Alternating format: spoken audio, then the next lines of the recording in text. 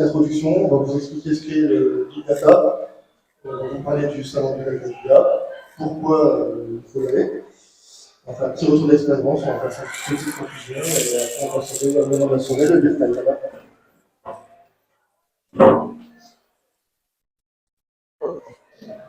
Je vais être piégé par la technique. Yeah. Donc le salon a lieu le 25 et 26 septembre à Paris cette année, au Palais des Congrès, à Padouf. Il y avait 250 exposants, 16 500 participants dans 3 événements et 350 interventions. Pour les exposants, on avait le bon, la brute et le client. Oui, le bon. C'est moi le truand, c'est ça? Je me présente, moi c'est Elie Vandic, je suis responsable de la BU Data et j'interviens en mission en tant qu'architecte data. Moi c'est Sohan. Bon, je sais pas si on a besoin, mais on va faire avec. Il n'y a pas besoin de micro, lui. Ça va? Ok. Donc moi c'est Sohan, je suis la brute, vous l'avez compris, je parle fort, tout ça. Et je suis tech lead. Et moi c'est Loïc, le client, développeur PHP et C'est parce qu'il fait du PHP que c'est un truand, c'est pour ça. Mais on t'en veut pas, on t'en veut pas. Donc là, on va faire une petite explication sur le Big Data, en fait. Expliquer ce que c'est. On entend beaucoup parler, on entend un peu tout et n'importe quoi. Donc là, on va reposer les bases. Donc le Big Data, c'est quoi? C'est un terme utilisé pour décrire des grands ensembles de données extrêmement vastes, complexes, variés, qui dépassent les capacités habituelles en fait, de calcul et de traitement. Généralement, on parle de projet Big Data dès lors qu'on respecte le principe des 3V. 3V pour vitesse, volume et variété. Et maintenant, on en est même arrivé à parler des principes des 5V. Donc, c'est vitesse, volume, variété, variabilité, valeur. Donc, pourquoi vitesse? C'est la vitesse à laquelle les données vont arriver dans le système. Le volume, c'est la quantité de données qu'on aura à ingérer. La variété, c'est tous les types de données qu'on aura à traiter, donc structurées, semi-structurées, non structurées. Et on parle même maintenant de variabilité, donc c'est à quelle fréquence en fait les données vont changer de schéma. Le drift de schéma, maintenant on y est confronté assez régulièrement. Et la valeur en fait qu'on pourra tirer des données qu'on aura stockées. Donc ces projets Big Data impliquent souvent l'utilisation de technologies avancées, telles que le traitement parallèle, l'apprentissage automatique, l'analyse de texte, l'analyse de données géospatiales, tout ce qui est traitement naturel, les mécanismes de NLP. Et l'objectif, c'est de tirer des informations précieuses, des tendances, des modèles, des connaissances exploitables, exploiter les données en fait, qu'on aura pu charger sur nos plateformes. Donc là, on faisait un petit rappel, on entend beaucoup parler de projets Big Data, donc on pose vraiment les bases. Si un projet ne respecte pas le principe des 3V ni des 5V, c'est que ce n'est pas du Big Data. Typiquement, le projet sur lequel j'interviens, c'est une base de données qui fait à peu près 2 Tera. On charge quand même énormément de données chaque nuit, sous contrôle. Ça fait énormément de données à brasser tous les soirs. Et je ne peux pas forcément dire que c'est un projet Big Data, puisque ce n'est que de la donnée structurée et qu'elle n'arrive pas non plus à une vitesse phénoménale en fait, dans le système. Donc c'est juste un projet data. C'est juste beaucoup de data. Le salon Big Data IA, donc c'est le fruit du regroupement de 2 événements phares en fait, qui avaient lieu à Paris. Donc, le premier, c'était le Big Data Paris, donc, avec un événement qui a duré pendant 10 ans. Le second, c'était AI Paris, qui est un petit peu plus jeune, qui a eu que 5 ans d'existence, et ils se sont décidés de fusionner en fait, ces 2 événements pour réunir le meilleur des 2 mondes. Donc, la première fois, ça s'est passé en 2020, ça est sponsorisé par les grands noms de la data. On ne vous a pas listé tous les exposants en fait, qui étaient présents, parce que je ne pouvais pas faire un copier-coller de tous les logos sur la slide. Puis ça n'avait pas grand intérêt non plus. Et on va y retrouver tous les acteurs du cloud, tout ce qui va être infrastructure as a service, plateforme as a service, tous les outils liés à la gouvernance de données, un gros buzzword, tous les outils liés à la qualité de données, tout ce qui va être en relation avec les IA génératives, la valorisation de données, bref, tout ce qui tourne autour de la data, vous allez le retrouver sur ce salon.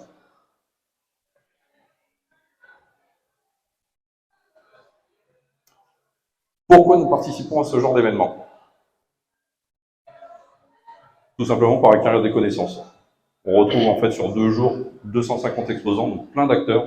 On apprend énormément de choses. C'est vraiment 2 journées qui sont très intenses. Très intense, on a bien dormi, on a bien mangé. Soir, exactement. Bon, ce qui s'est passé dans la chambre reste à Paris, mais... Dédicace à Antoine. Il en fallait installer, voilà. Ça nous permet aussi de travailler notre réseau, puisqu'on rencontre plein d'éditeurs, donc ça permet de garder contact avec pas mal de boîtes et potentiellement faire un petit peu de réseautage et puis de faire du business par la suite. D'assister à des démonstrations de produits. On a tous les sites corporate sur lesquels on peut voir des beaux outils, et toujours sur les sites, ça marche toujours super bien. Là, l'avantage du salon, c'est qu'ils viennent avec leur backend, ils font les presses en direct, on peut poser les questions en direct, et parfois on peut même manipuler les plateformes en direct.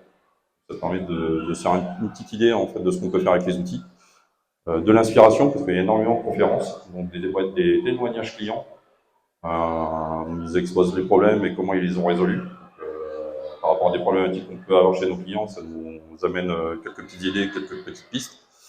De la découverte de tendances aussi, pas mal d'outils en fait qui sont mis en avant et ça dégage des tendances, notamment sur la qualité, le testing, et des partenariats potentiels. Pas mal d'éditeurs qui sont présents sur le salon, qui recherchent des intégrateurs. Donc, on y va avec notre petite cartelle aussi pour faire des petits partenariats. Il y en a un qui se met devant et qui bloque le Bluetooth. Alors du coup, avant de commencer les retours d'expérience, ce qui est intéressant, donc là c'est pourquoi on va au salon, mais pourquoi nous trois aussi, parce que pour envoyer n'importe qui, on va dire, bah pas vraiment. Surtout n'importe quoi. Surtout n'importe quoi. Parce que là-bas, c'est un peu le Disneyland des commerciaux, hein, on va pas se mentir. Mais du coup, on a des profils très différents en fait. Eli, qui est responsable de la BU Data, qui a énormément de réseau, un grand réseau, qui a des projets clients orientés sur ces aspects-là, assez prenants, sur beaucoup de périmètres. Moi, de mon côté, j'ai un background technique assez conséquent avec beaucoup d'expérience, donc ça me permet aussi d'avoir du recul sur ce qui est proposé. Et Loïc, qui du coup est un peu le truand, parce que lui, il gère pas une BU et il est pas tech lead non plus, ou du moins en devenir. Et du coup, ça lui permet d'ouvrir un peu les chakras sur plein de trucs, et je pense que tu as découvert pas mal de trucs, si tu veux dire deux mots là-dessus. Ou... Ouais, le but, c'était vraiment de découper ce qu'il y avait sur place, et j'avoue qu'en allant sur place, moi qui suis junior dans la data, on apprend énormément de choses en fait. Il y a pas mal de termes que je ne connaissais pas et j'ai pu découvrir. C'était pas mal expliqué du coup lors des conférences. Franchement, c'est plutôt top. Sur mon cas de figure, on a des sujets adressés chez le client actuel. On cherche à mettre en place une data platform, on étudie la possibilité de changer d'ETL sur la migration vers le cloud. Et là, l'avantage, c'est qu'on a tous les acteurs du marché en fait présents sur le même site et pendant 2 jours. On peut tous les attraper en one shot, plutôt que d'avoir à faire plein de petits workshops avec chacun des éditeurs et perdre énormément de temps. Donc là, en 2 jours concentrés, on voyait tout le monde, on faisait le tour de toutes les boutiques et on repartait avec toutes nos réponses.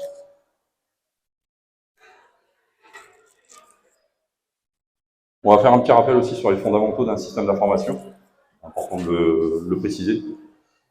Donc un système d'information, c'est composé de données, de traitement, de stockage, de communication, de matériel, de logiciels, de personnes, beaucoup d'humains dans les systèmes d'information, de processus de sécurité, et il faut bien sûr une gestion de tout ça. Et nous, en tant que SN, notre but premier, c'est d'échanger les données métiers en temps réel, de réagir aux événements métiers de l'organisation et de distribuer les données métiers au sein du système d'information. C'est vraiment là où on va intervenir, où on aura notre plus-value. Donc là, je vais vous faire un petit brief sur tous les termes associés à la data. Parce que ça, on en a mangé pendant 2 jours en fait, à tous les ateliers et toutes les conférences. Donc data-centric, data-driven, data mesh. Ça fait déjà plusieurs années qu'on a vu apparaître ces termes. Toutes les entreprises n'ont pas forcément encore négocié ce virage. C'est quand même une sacrée organisation et une sacrée mise en place. Le but de tous ces termes-là, en fait, derrière, c'est de placer les équipes data au plus près des équipes métiers. Et en fait, on se rend compte au fur et à mesure et des témoignages clients que c'est pas tant un chantier technique, c'est plus un chantier organisationnel. Là, c'est vraiment l'organisation pure RH et une mise en place purement humaine et puis aussi budgétaire, parce que ça a quand même un certain coût de des équipes techniques dédiées à la data sur les métiers. Mais on constate quand même qu'il y a pas mal d'organisations en fait, qui ont une volonté forte de rendre autonomes leurs équipes métiers. Tout ça pour gagner en vélocité et en time to market. Et au final, le data, c'est vraiment le saint graal des organisations qui sont data-driven. Autre terme qui a été très largement abordé pendant le salon Big Data IA, en fait, c'est tout ce qui était lié à la gouvernance de données. Donc là, je vous ai mis une petite image de labyrinthe, parce que généralement, c'est ce qu'on a au niveau des différentes organisations. Elles ont un patrimoine de données qui est assez conséquent. pas de gouvernance autour, donc là on est un petit peu perdu dans la masse, on a plein de données, on ne sait pas trop où aller, on ne sait pas trop où aller chercher, on ne sait pas trop ce qu'il y a dedans. Donc là c'est vraiment de la navigation à vue. Donc le principe de la gouvernance de données, c'est d'identifier son patrimoine de données, ça c'est un très gros chantier, savoir exactement ce qu'on a, savoir identifier les assets de données en fait, qu'on peut avoir en doublon, triplon, quadruplon. C'est juste au final qu'on travaille d'archéologie. Ouais. De définir des responsabilités, parce qu'une fois qu'on a des données, il faut savoir qui en émet, définir qui va être garant de cette donnée-là, de définir des normes et des politiques de stockage autour de la donnée, avoir une méthode propre pour la collecte, le stockage, le traitement et le partage, et que ce soit la même méthode partout. On commence pas à avoir des développements exotiques en fonction des domaines métiers. S'assurer de la qualité des données, ça c'est un des gros enjeux des organisations actuelles. Elles ont un patrimoine de données qui est très conséquent. Par contre, la qualité de données est bien souvent très piètre, pour rester poli. Gros enjeu de la gouvernance aussi, c'est de faciliter l'accès à la donnée et sa compréhension. C'est bien beau d'avoir un patrimoine de données, de l'utiliser. Il faut aussi que tous les acteurs en fait, de l'organisation puissent l'utiliser assez simplement et comprendre aussi les enjeux en fait, d'une donnée.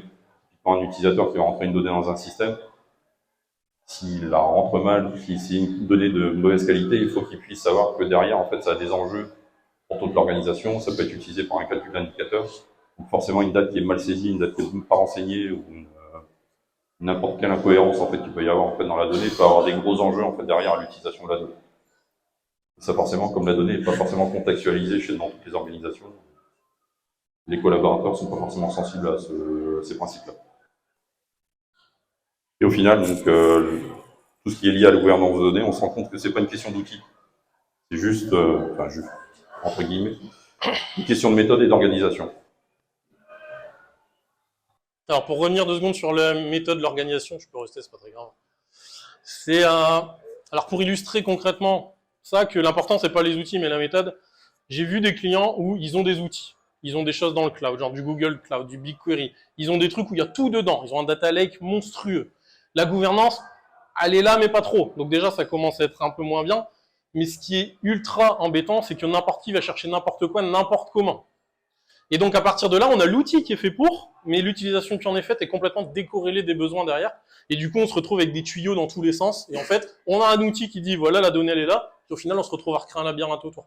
Donc, c'est vraiment pas l'outil qui rentre en ligne de compte sur ce genre de choses. C'est les méthodos et l'humain qu'on met derrière. C'est surtout ça qu'il faut bien avoir en tête. Donc, c'est très important comme point. Il y a des travers au côté business, c'est qu'il y a des outils. Typiquement, sur la gouvernance de données, vous allez avoir des rôles en fait, du marché, je ne vais pas les citer, qui vont coûter entre 15 et 20 000 euros par mois. Donc à l'année, ça fait quand même un petit budget. Puis on se rend compte au final, bilan d'utilisation, ils exploitent 10% de la plateforme. Le ROI, il va être un peu long à atteindre. Donc il faut vraiment pas se poser la question de dire j'ai un projet de gouvernance, il faut absolument un outil de gouvernance, c'est déjà de poser à plat les principes. Mais limite, une feuille Excel, ça pourrait faire le taf. Je vulgarise, mais pas loin. On verra qu'après que c'est le cas. Vous verrez. Donc un premier cas client, c'était Carrefour, qui témoignait de la mise en place du data mesh en fait chez eux. Donc là, c'était une super, un super atelier, parce qu'en fait, ils ont fait une très bonne analogie en fait sur le data mesh et un magasin en fait, et c'est les rayons d'un magasin. Et généralement, on a du mal quand même à se représenter le data mesh, les concepts en fait du data mesh. Et en fait, eux, Carrefour, acteur du retail, ça parle à tout le monde. Ils ont dit le data mesh, il n'est plus ni moins qu'un supermarché. Un supermarché est constitué de rayons. Dans un rayon, on retrouve des produits, des familles de produits. Chaque rayon a son chef de rayon. Le directeur de magasin discute avec ses chefs de rayon. Et ils ont même été jusqu'à pour telle analogie du je suis perdu dans un magasin, comment je fais pour m'y retrouver dans les rayons. Et ben là, on se réfère à la gouvernance de données qui va nous dire telle donnée se trouve à tel endroit et tu peux en discuter avec telle personne. De la même façon qu'on a le plan du magasin, on peut se repérer après dans les rayons. Donc c'était vraiment une super présentation parce qu'ils ont vraiment vulgarisé à l'extrême en fait le principe du data mesh et c'était super clair en fait ce rapport en fait à c'est un objet du quotidien que les supermarchés, tout le monde y va. On pouvait très facilement faire le rapprochement. Donc là le data mesh chez Carrefour c'est 21 domaines de données et plus de 100 familles de données en fait dans leur système.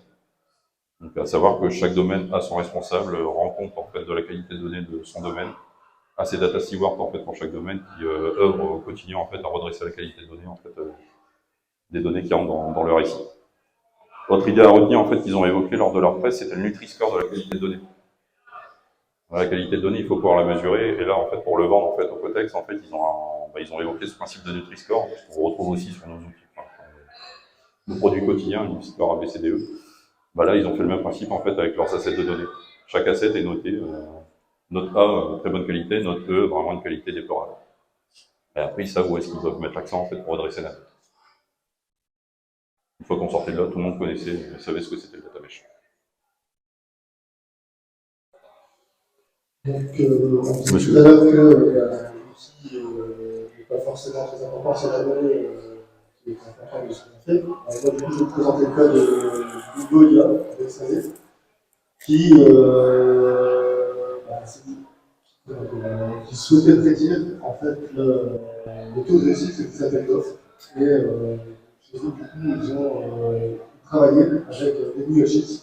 Chaque agence avait chacun son propre Google Sheets. Et ils se sont dit, pour travailler, prédire tout ça, c'est compliqué. Ils ont mis en place un seul Google Sheets à 65 rendements Google Sheets. Après. D'accord. Donc, en gros, ils avaient 50 000 données sur 2 ans à utiliser. Ils ont voulu les utiliser pour prédire l'autobus des appels d'offres. Ils ont donc décidé de créer 65 entités avec 65 Google Sheets, différentes colonnes qui représentent 3 600 000 points de données. Donc, je disais tout à l'heure, au départ, ils avaient chaque agence une seule, plusieurs Google Sheets. Ils sont venus travailler avec ce que vous avez, c'est-à-dire et pourquoi changer de créer de nouveaux outils sans rester sur la même utilisation Donc au début, ils ont pris ces 65 Google Sheets, ils ont tout constitué dans un seul Google Sheet. Ils ont commencé à l'analyser. Ces 3 600 000 données, c'était compliqué, c'était lourd, c'était pas top. Du coup, ils ont décidé de tout mettre en place, de tout transférer dans un data lake, de l'analyser avec Data Studio. Et avec ça, ils ont commencé à faire des prédictions, analyser, voir pourquoi ils arrivaient à gagner ce tel et tel contrat. Et ils se sont dit, là, il y a l'IA à l'heure actuelle, on va l'utiliser. Ils ont commencé à mettre en place une donnée qui est presque classifiée, cette prédiction. Et depuis, ils sont à une prédiction de plus de 60%, les prédictions sont bonnes à 60%. Et du coup, je conseille d'utiliser un plugin Google Sheets qui, en gros, va interroger l'IA, et l'IA va dire, voilà, cet appel d'offres, vous avez gagné autant que ça, ou pas. Et moi, je trouvais ça vachement sympa, parce qu'au début, quand on est arrivé sur place, on s'est dit, bon, il travaille avec Google Sheets, c'était pas vraiment un gros point de vue, c'était pas vraiment un outil. On a rigolé au début. Et au final, on a vu ce qu'ils ont fait. C'est top de ne pas déranger, de ne pas tout réformer du code métier, garder l'outil qu'ils avaient en place, le normaliser, parce qu'effectivement chaque agence avait son Google Sheet, et à la fin ils ont fait quelque chose de vraiment top en fait.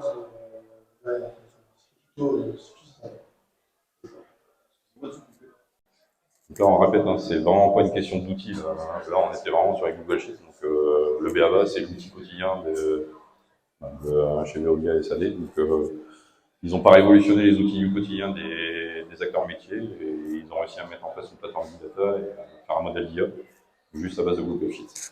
Enfin, juste, pareil. En grosse partie. En grosse partie. Autre cas client qui a été évoqué, donc là c'était BPCE, Payment Services. Donc là c'était les problématiques habituelles en fait des contrôleurs de gestion, leur outil quotidien Excel, une myriade de fichiers Excel.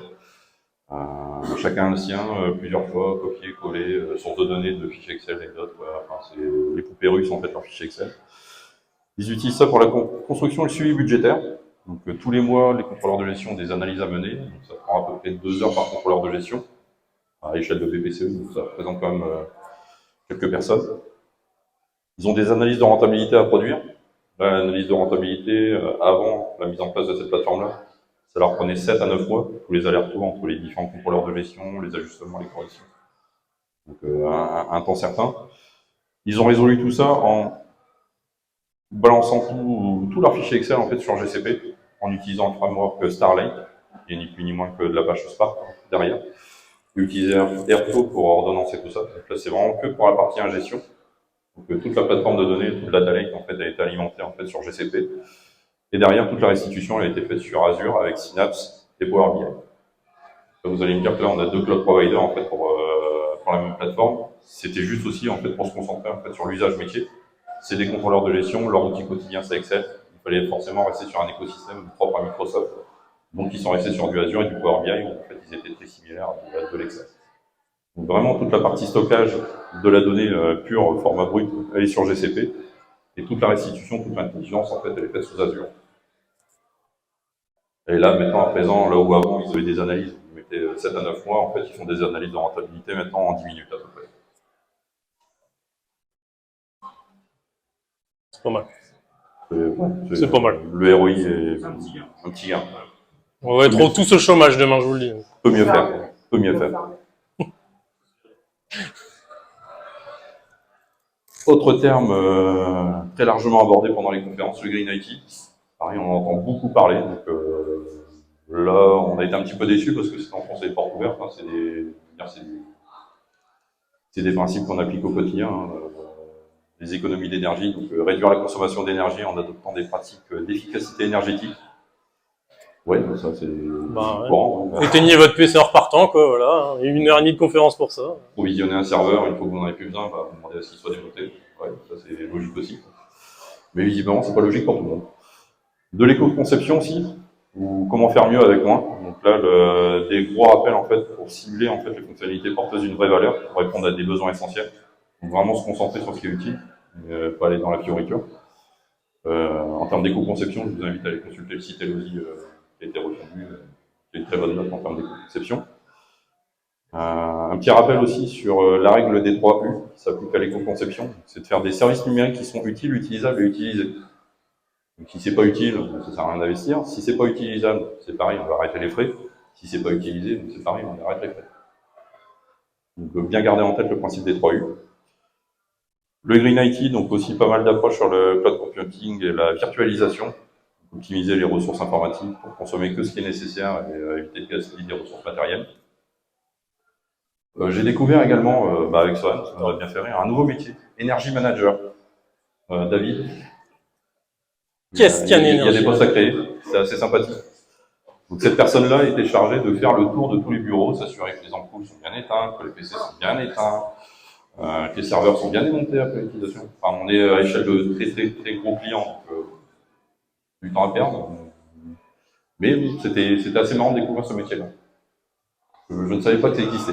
C'est un autre nom pour la conciergerie, voilà. Voilà. Ah, mais ça, sur une carte de visite, ça claque quand même mieux. Energy Manager, ça. C'est comme le full stack, le DevOps, en fait, c'est des développeurs, quoi. Donc, c'est pareil. Voilà. Donc au final, tout ce qu'on a à retenir, c'est que le maître mot, ça doit rester sobriété. Alors, moi, je suis un vieux de la vieille, donc j'ai connu le développement sur disquette. Il fallait faire avec la quantité de RAM qu'on avait sur les PC des clients. Donc, rigole pas, c'est pas marrant, on a peu pas le même âge. Non mais oh. Donc à l'époque, oui, on devait faire avec les ressources qu'on avait. Où vous avez connu un nouveau temps où là les ressources étaient limitées. Donc, bon, mais regarde pas moi, j'ai connu quand même un peu, hein, ça va. Moi j'ai connu la disquette souple, hein. Ah, ouais, 5 plus 5 quarts. Je m'avoue vaincu. Pas la carte perforée, mais pas loin. Alors, on a parlé beaucoup de Big Data, parce que forcément, donc il y avait beaucoup de conférences Big Data, un peu moins sur l'IA. Mais généralement, les deux sont alliés. Et on a vu beaucoup on en a parlé un petit peu, hein. Le Big Data, généralement, c'est la réalité. Depuis tout à l'heure, vous direz, il nous parle d'Excel, de Google Sheet, de machin. Bah, c'est la réalité, en fait. Donc, beaucoup de choses partent de là pour aller vers des outils dans du cloud, genre du Google, du Azure, etc. Et derrière, la puissance de tout ça, parce que c'est bien beau d'avoir la data dans un format un peu bien rangé, etc. Mais là où on peut apporter aussi une vraie valeur, c'est la partie intelligence artificielle. C'est-à-dire, cette data, aller chercher de la valeur dedans et pouvoir prédire des choses sur des trends business, des choses qui pourront nous servir à construire le business. On en a parlé tout à l'heure, Loïc en a parlé avec Veolia. Donc prédire, on a une appel d'offres, est-ce qu'on a une chance de la gagner ou pas? L'idée, c'est pas perdre du temps à aller défendre un projet qu'on sait qu'on gagnera pas de toute façon. Donc, avant ça, l'intelligence artificielle, faut savoir que, alors, ça fait toujours un peu peur, on se dit ouais, c'est nouveau, pas tant que ça en fait. Parce qu'aujourd'hui, maintenant, c'est quelque chose qui est acquis et qui commence à être standard un peu partout. Le machine learning, on en entend parler un peu partout et il Il y a des vraies applications concrètes partout. Là où il y a encore une dizaine d'années, on en parlait, mais c'était vraiment un domaine un peu universitaire. Là, on commence vraiment à avoir des systèmes qui reposent beaucoup sur ce genre d'intelligence artificielle. Donc, il y a plusieurs types d'intelligence artificielle. Hein. Récemment, il y a eu quoi? Il y a eu ChatGPT. Donc, beaucoup d'entre vous connaissent. Hein. Alors, nous, on était en mode « Waouh, c'est génial, c'est merveilleux, c'est tout nouveau ». Non, ça existe depuis 10 ans, en fait. C'est juste que là, ils ont eu une idée de génie, c'est de le mettre à dispo du grand public. Et le truc, il n'est pas câblé sur un Google Sheet à 50 000 résultats, il est câblé sur Google. Donc, sur tout Internet, en fait. Donc, forcément, ça donne des résultats juste impressionnants. Donc, on a notre exemple avec, par exemple, Copilot. Donc, les développeurs connaissent peut-être. Donc, c'est des IA là qui sont au service des développeurs. Donc, on va commencer à taper un bout de code. Il va nous suggérer des choses en fonction de ce qu'on a tapé avant, etc. Alors, moi, je suis pas très fan, parce que ça sort pas mal de bêtises quand même, des fois. Mais ça vaut le coup d'œil. Essayez et ça peut être très sympa à utiliser. Alors, du coup, je l'ai dit, il y a plusieurs types d'intelligence artificielle. On a des IA type prédictive, donc tout ce qui est machine learning, etc. Et des IA génératives. ChatGPT, c'est une IA générative. D'accord? Donc, on va parler un peu de tout ça. Et l'idée de l'IA générative, c'est qu'on peut interagir avec elle avec un langage naturel. Et c'est pas juste une fonction mathématique qui va prédire quelque chose. On interagit avec elle, on a l'impression d'avoir un retour, une discussion, quelque chose comme ça. Donc, si je reviens un peu sur l'IA générative, donc j'ai assisté à une présentation du docteur Luc Julia. Donc c'est pas n'importe qui, hein, c'est quand même le directeur scientifique chez Renault, donc c'est pas rien. Alors, c'était un talk assez léger, à la fois sérieux, mais aussi un peu décalé quand même. Donc il était un peu là aussi pour faire la promo de ses livres, hein, on va pas se mentir. Mais à côté de ça, il abordait le sujet de l'IA générative en mode, ok, qu'est-ce qu'on pensait faire avec ça? Qu'est-ce qu'on sait faire avec ça? Donc, vous allez dire pourquoi cette image un peu bizarre? Bah, typiquement, ça, c'est une IA générative. J'ai tapé sur une IA générative sur Internet. IA générative, il m'a sorti un truc comme ça. Donc, vous voyez, on peut faire un peu tout et n'importe quoi. Là, on peut s'imaginer tout un tas de trucs. Hein, c'est très imagé, très littéraire, etc. Mais du coup, on peut faire pas mal de choses. Et l'idée, c'est qu'au final, donc dans son talk, il vulgarise un peu tout ça, et il rappelle quand même un point ultra important. Parce que généralement, quand on parle d'intelligence artificielle, on a peur. Parce que forcément, c'est un peu fantasmé, hein, les androïdes qui arrivent demain, machin, qui prennent notre place. C'est très, voilà, Skynet, machin. C'est très imagé, et on se dit, oh, on y arrive là, ChatGPT, on y arrive là. C'est fini, dans 5 ans, on est mort. Bah non, en fait. Parce qu'il faut faire la part des choses. C'est des IA génératives. Génératives, comme son nom l'indique, ça génère des choses. Par contre, c'est pas créatif. Ça se base sur des choses qui ont été imaginées par des humains à la base. Donc en fait, ça va vraiment nous assister à augmenter, à être plus efficient sur notre créativité. On va demander quelque chose, il va nous éveiller des pistes qu'on n'avait pas forcément pensées en fait. Et c'est pas pour autant qu'il va le faire à notre place. Il va suggérer des trucs, vous voyez, c'est plus ou moins pourri, hein. Mais derrière, on se dit, ah ouais, tiens, c'est vrai que c'est un bon concept, je pourrais en faire ça, telle chose, etc. Donc, il faut vraiment faire la part des choses. Il y a une histoire de création, le process de création, il sera toujours du côté humain. On peut générer des choses, mais ça restera jamais de la création parce que c'est toujours basé sur des choses qui existent. Donc, ça va nous inspirer, mais ça ne nous remplacera pas sur beaucoup d'aspects. Donc, ça fait un peu réfléchir et avec du recul, bah oui, quand on regarde un peu ce qui se fait, au final, à chaque fois, on va essayer de faire planter le truc, l'IA générative. ChatGPT, on y va, on va essayer de la faire un peu bugger, lui faire des trucs bizarres. On y arrive, en fait. Donc, il n'y a pas de raison. L'aspect création, il est toujours chez nous. C'est nous qui créons l'aspect création pour aller le faire planter derrière. Alors, à côté de ça, j'ai été voir d'autres conférences sur l'intelligence artificielle. Donc là, c'est beaucoup plus scolaire. Alors, c'est vraiment orienté sur l'industrie, où on a parlé d'apprentissage par transfert. Alors, c'est un terme qu'on ne connaît pas spécialement, que je ne connaissais pas avant ce talk. Donc là, c'était professeur des universités à Paris, à l'ENSI. Donc, professeur Moujo Mathilde, qui travaille, donc c'est un talk universitaire, mais pas que. Parce qu'en fait, elle a fait des travaux universitaires en relation et en collaboration avec une entreprise qui est Michelin. Et en fait, Michelin, ils avaient une idée, typiquement, c'était de prendre des photos de pneus pour aider en atelier et dire est-ce que le pneu il est usé ou pas. Tout simplement. Donc de par une photo, nous dire direct, ouais, il est à peu près usé, on va dire, d'un indice de 1 à 5, 3, quoi. Et donc, ça, bah forcément, pour aider à améliorer les classifications en automatique des pneus qui arrivent, qui sont usés, qui sont pas usés, etc. Et ben, le problématique de ça, c'est quoi? C'est qu'aujourd'hui, le machine learning, donc tout ce qui est prédiction, on sait le faire. Je vous l'ai dit tout à l'heure, c'est quelque chose qu'on sait faire, qui marche très bien. On a d'excellents résultats. Plus de 95% sur la détection de choses sur des images, par exemple. Bah là, comment on peut faire ce genre de choses avec... Parce que forcément, pour prédire des choses, il faut un dataset ultra conséquent. Là, Michelin, ils ont genre, 20 000 photos de pneus, en fait. Avec 20 000 photos de pneus, ils avaient des résultats de 35% de détection sur des méthodes traditionnelles de machine learning. Donc c'est nul, clairement. Et du coup, l'apprentissage par transfert, l'idée c'est de se dire, voilà, on a un dataset qui est vraiment pas très élevé, mais est-ce qu'on peut quand même faire de l'IA? La réponse c'est oui. Parce que de par ces travaux de recherche en collaboration, ils ont essayé de prendre leur IA qu'ils avaient générée, qui n'était pas terrible, et l'ajouter, en gros, transférer cette connaissance depuis un dataset beaucoup plus conséquent. Typiquement, eux, c'était une photo, ils voulaient savoir l'usure d'un pneu. Ouais, des photos, ça traîne pas, on n'a pas des datasets conséquents. Par contre, des datasets qui nous disent, là, c'est un chat, c'est un lampadaire, c'est une poule, c'est une voiture, c'est ce que vous voulez, ça, on a. Et on a des milliards d'informations dessus. Donc, en fait, ils ont juste ajouté leurs données à cet ensemble de données qui prédisaient déjà des choses, en ajoutant le concept de c'est un pneu usé à tel degré. Et au final, ils sont passés de 30% de prédiction à plus de 80% sur le même jeu de données. Alors, ils n'ont rien fait de plus en soi, ils n'ont pas réinventé la roue, c'est juste que du coup, ils ont utilisé ce qui existait déjà. Et donc, ça peut être très prometteur pour des entreprises qui voudraient faire de l'IA mais qui n'ont pas des datasets conséquents. Bon, bien évidemment, ça repose sur des datasets qui existent déjà, qui sont publics, hein. Les images, par exemple, c'est quelque chose de public aujourd'hui. Mais du coup, on peut le faire. Donc c'est assez intéressant et ça va ouvrir pas mal de voies pour la suite. Alors, il n'est pas catégorisé dans le domaine de l'usure du pneu. Par contre, il savait déterminer des choses sur des photos. Donc, en fait, il a déterminé, ok, là, c'est vrai que ça ressemble à ça. Moi, dans mon dataset, on m'a jamais appris ce que c'était un pneu usé, mais en comparant, je vais savoir trouver, en fait. Donc, c'est très abstrait dit comme ça, hein, mais en fait, il apprend quels sont les critères d'usure du pneu en lui filant par rapport à ce qu'il avait déjà. Si vous voulez, on peut en discuter en long, large, après ça, à travers, si vous voulez. C'est un sujet assez complexe, mais au final, c'est un peu ce qu'ils ont fait, quoi. On te donne des nouveaux paramètres, sans moi des choses. Et ça marche très bien. Parce qu'en fait, il sait déjà plein de choses à la base. On peut y aller. Alors, un autre cas client aussi assez intéressant, c'est JC2Co, donc qui est un publicitaire numéro 1 mondial, si je dis pas de bêtises, où eux, ils ont fait du deep learning. Alors, comme je vous l'ai dit, il y a plusieurs types d'intelligence artificielle. Les génératives, on en a parlé, ChatGPT, et le machine learning. D'accord? Le machine learning, ça prédit des choses là où les génératives, on interagit avec elles. Dans la branche du machine learning, donc les choses qui font des prédictifs, il y a des sous-types indirectement, donc le machine learning et le deep learning. Donc il y a une différence fondamentale entre les deux.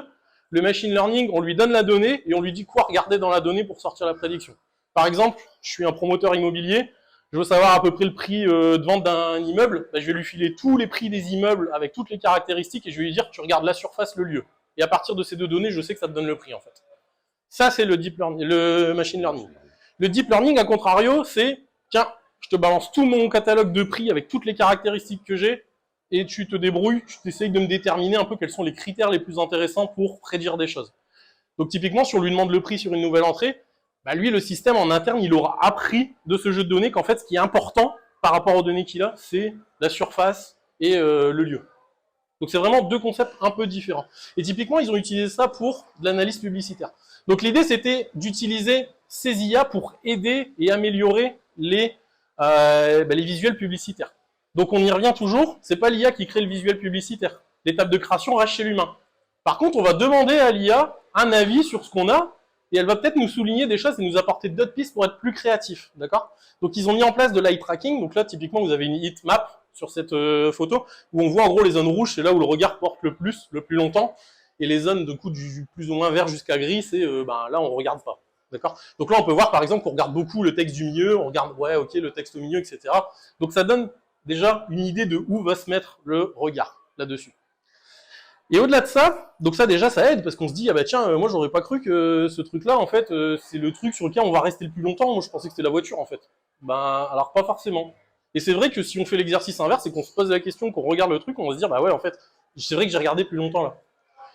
Donc derrière ça, ça leur permet d'optimiser un peu tout ça. Et au-delà de ça, donc c'est en incubation chez eux, c'est très prometteur, c'est un POC, qui du coup, donc ils ont fait ça sur 1 an je crois, qui du coup, maintenant il y a une roadmap, etc. dédiée à ce sujet où ils vont beaucoup plus loin. Au-delà d'avoir ces aspects-là, ils vont plus loin, ils vont essayer de sortir un parcours visuel de l'image. Typiquement, là on sait à peu près comment on regarde, à quelle intensité. Ah mais j'aimerais bien savoir qu'est-ce qu'on regarde en premier. Là, typiquement, leur outil sait le faire aussi. Donc en premier, on va regarder, donc là par exemple, en premier, on voit ça, puis là, etc. Et ils déterminent même des chemins possibles en fait. Donc, ça marche plutôt bien, et puis c'est vrai que quand on regarde, on se dit, ouais, en premier, on va regarder le gros texte, on va remonter, on va relire à l'endroit, et on redescend. voyez, ça reste quelque chose de, ouais, c'est pas déconnant en fait ce qui est proposé ici. Et en fait, tous ces aspects-là leur permettent de booster un peu leur processus de créativité et amener des pistes qu'ils n'auraient pas forcément imaginées, quoi. Alors, on y vient. Bon, le grand moment. Personne de Google dans l'assistance? Personne de chez Google? Non. Bon. Mongo, ça va, je vous défends. Google, non, je vous défends pas. Alors, faut faire très attention sur ce genre de salon. Parce qu'en fait, alors moi je le vois parce que j'ai un background très technique. Donc pour des gens qui ne sont pas techniques, ils découvrent plein de choses, ils voient plein de choses, des paillettes dans les yeux de partout. Bon bah moi du coup je m'amuse des fois un peu avec les commerciaux à essayer d'aller les chiffonner sur des choses, mais sur les conférences des fois on se fait avoir aussi. Typiquement, on a voulu un petit peu, ouais, tout vous verrez, très léger. On a voulu assister, là on avait sur notre planning, on avait à 3 la même, on s'est dit ah c'est trop bien ça. Comment migrer des données relationnelles vers du MongoDB? Alors, données relationnelles, c'est des bases de données classiques, hein. Vous voyez, SQL, Oracle, Postgres, ce que vous voulez, vers du MongoDB. Donc là, des schémas, donc un changement de paradigme total, qui sont des schémas orientés documents, donc MongoDB, Elasticsearch, qui sont pas du tout les mêmes paradigmes. C'est des bases de données, mais elles ne traitent pas la donnée de la même manière, elles ne la stockent pas de la même manière. C'est pas les mêmes besoins. Vu que tout le monde part d'une base de données relationnelle, enfin du moins 95% des cas que j'ai vus, c'est ça, c'est des bases de données, et on veut tous aller vers du document. Alors c'est bien, hein, c'est cool. On se dit, ouais, c'est intéressant, là on va apprendre plein de choses. Au final, on arrive le mardi matin, nous on était contents, on était bien assis et tout, plus bien confortable la salle, tout ça. Et là, qu'est-ce qu'on voit? Il y a un mec qui arrive, donc il y avait le bonhomme de chez Mongo, qui est architecte chez Mongo, hein, donc c'est pas n'importe qui non plus. Hein, Et il y a un gars de chez Google qui arrive, et donc pas du tout prévu sur le truc, et qui fait l'introduction et qui dit, bah en fait, vu le trend d'hier, donc du lundi, parce que sur 2 jours, lundi, mardi, il y a eu beaucoup de choses sur le big data, on s'est dit que ça pourrait être intéressant de parler de big data plutôt. Ah ouais, mais non, c'est pas du tout mon sujet. Alors déjà, c'est pas terrible. Et en plus de ça, bah derrière, au final, ça s'est transformé en présentation commerciale de chez Google, où la personne chez Mongo, elle était là vraiment pour faire genre, ouais, on a un partenariat. Merci. Donc présence totalement anecdotique. Et le mec, il vendait ses tapis, clairement. Il était là, ah, avec Google, on peut faire ça, ça, ça. Ouais, mais je m'en fous, moi, je veux migrer mes données relationnelles vers MongoDB, tu sais le faire. Non, par contre, on a des bases de données dans le cloud. Je m'en fous. Donc, voilà. Même en pensant assister à des choses intéressantes, des fois, on se fait complètement berner. Alors forcément, pour des gens qui s'attendaient pas à ce genre de conférence, ça peut être ultra intéressant. Mais clairement, c'est de la vente ouverte, assumée. Enfin, assumée, je sais pas, mais clairement ouverte, en fait. Donc, il faut vraiment faire très attention sur ce genre de choses. Il fallait que je le retienne, sinon on se faisait virer par la sécurité. Voilà, ah ouais. Franchement, je quittais une conférence, jamais je le ferais, mais là, tous les 10 secondes, j'étais là en train de regarder les livres. Ah, je me barre, j'en peux plus. Je me barre. Moi, je suis resté. Hein. Et du coup, ça fait des slides comme ça, voilà. Comme celle-ci? Non, comme celle d'avant. Celle-là, ça va. Donc là, l'avantage aussi de participer à ce type de salon, c'est qu'on peut entamer des partenariats, faire un petit peu de réseau. Donc là, à l'heure actuelle, en fait, chez Elosi, on a des discussions en cours avec plusieurs éditeurs. Donc là, c'est Marchi, c'est en cours. On est en train de voir pour avoir un partenariat avec ces Marchi, donc avec leur ETL, pour utiliser XDI. On a des discussions en cours avec Boomi, aussi pour être intégrateur de cette intégrateur utilisateur de cette solution, qui est en place chez Decathlon pour leur WMS. Et aussi pour Meta-Analysis, qui est un outil de gouvernance de données, qui est en place chez Boulanger et chez Kiloutou, et qui est l'appareil en fait développé en fait à usage très proche de ses clients, en fait très orienté usage et métier plutôt qu'outil. Et là, l'avantage de cet outil-là, Meta-Analysis, en fait, c'est que c'est un acteur local. En fait, on est très locavore aussi. En fait. L'éditeur est basé à Lausanne.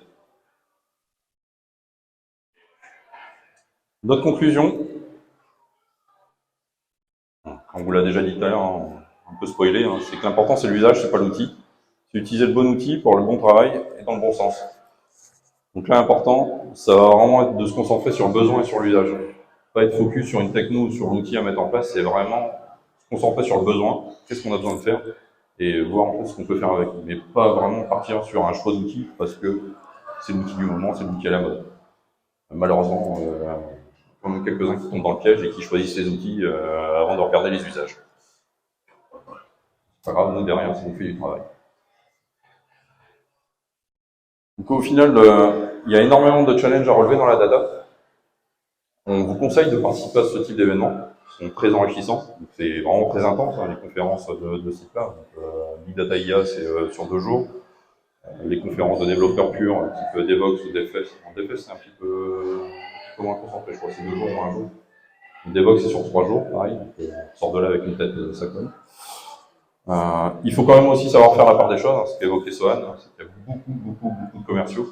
Nous, ça nous amuse beaucoup, parce qu'on a un bac assez technique, on va les titiller sur leur stand pour les embêter, chagriner, pousser dans leur retranchement. Je crois qu'on s'est fait avoir avec Confluent. Ah, Confluent, le mec qui savait de quoi il parlait, j'étais déçu. Confluent, c'était pas un commercial. Ah, non. On a trouvé un joueur. Mongo, par contre, c'était drôle. Oui. Donc là, il y a beaucoup de vendeurs avec leurs outils, ça promet monts et merveilles, on peut tout faire. Par contre, après, quand on commence à gratter le vernis avec le commercial, on se rend compte que potentiellement, c'est pas encore prêt, c'est dans la roadmap, c'est pas encore annoncé, on y travaille bientôt, on sait pas. Mais signez tout de suite le compte commande, s'il vous plaît. Ça nous arrangera. Bah, puis faites aussi très attention parce que du coup, il y a plein de stands, il y a plein d'éditeurs qui font tous plus ou moins la même chose. On va pas se mentir. Au final, ils font soit de l'intégration de données, soit du traitement de données, soit de l'IA. Au final, sur les 200 stands, il y a 3 domaines. Donc vous allez dire, mais pourquoi il y a autant d'outils? Alors, il y a des outils à la mode, hein, il y a des outils qui marquent parce qu'ils ont des stands de fou. Oracle avec leur simulateur de course, là, je sais pas quoi. Tout le monde y allait, mais pas pour Oracle. Hein. Clairement, on n'en avait rien à carrer d'Oracle. Bravo. Voilà. Il y a des outils derrière qui vendent des choses, mais au final, quand on regarde, ils font tous à peu près la même chose, et les prix, pour avoir demandé, bon, ils ont vu que j'ai pas une tête de commercial, ils savent que très bien que voilà, moi, ils vont me vendre un truc, je m'en fous. Ben, on passe de 15 000, 20 000 euros, comme le disait tout à l'heure Eli, la licence, par an, à plus de 100 000 balles pour un outil qui, de visu, déjà, il est moins beau que certains, et en plus de ça, on apprend que les mecs se sont implémentés sur le marché européen il y a 1 an. Donc alors ouais, ça marche peut-être aux États-Unis, 100 000 balles aux États-Unis peut-être. En Europe, c'est pas les mêmes prix, quoi. Donc, il faut vraiment faire très attention. Même si on sait ce qu'on veut faire, surtout pas basculer sur des phénomènes de mode, en fait. C'est un gros piège. On vous invite aussi à surveiller les groupes Meetup de la région. Très actifs aussi. Autour de la data, il y en a pas mal. Bien souvent, ça veut à tête, mais bon, le cadre est quand même assez sympathique. C'est une mine d'or d'informations et de savoir. Moi, là, dernièrement, j'ai pu y aller pour une présentation sur Java 21. Et, dernièrement, il y avait aussi une presse sur Kestra. Là, la prochaine, c'est mi-décembre sur Kafka Strings. Donc, je vous invite à participer à ce type d'événement. C'est un petit format d'1 heure, assez sympathique. C'est gratuit, c'est ouvert à tout le monde et facilement. Ils adaptent leur discours en fait au public. Donc, on apprend énormément de choses. Et si vous êtes intéressé par la data, il ne faut pas hésiter à venir nous poser des questions. On sera ravis d'y répondre. N'ayez pas peur. On arrivera à maîtriser cela. Il ne tapera pas. Je suis gentil en vrai. Hein. Plusieurs peuvent en témoigner dans la salle, ça va, ils sont pas encore morts. C'est pour ça que Julien il s'est mis au fond de la salle. Ouais. Benjamin aussi. Une petite chose qu'on a appris pendant le salon, en fait, on connaît tous la loi de Murphy. Là, pendant le salon, j'ai découvert la loi de Conway. En fait, la loi de Conway, elle stipule que toute organisation qui conçoit un système au sens large concevra une structure qui est la copie de la structure de communication de l'organisation. Donc, grosso modo, si c'est le bordel dans le SI, c'est que c'est déjà le bordel au sein de l'organisation. Ça a été résumé comme ça pendant un des SMIC. Voilà, merci pour votre attention.